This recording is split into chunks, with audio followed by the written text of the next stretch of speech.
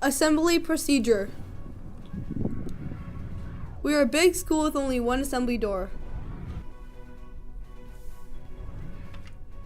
What if there were two assembly doors? Well, there is.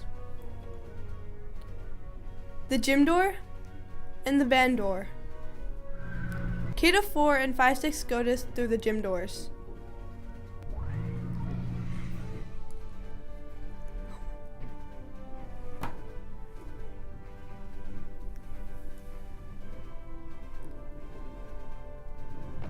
Please walk, do not run.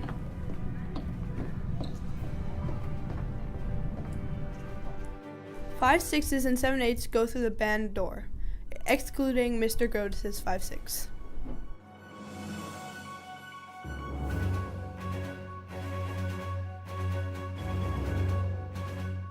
Please do not touch the instruments no matter how tempting.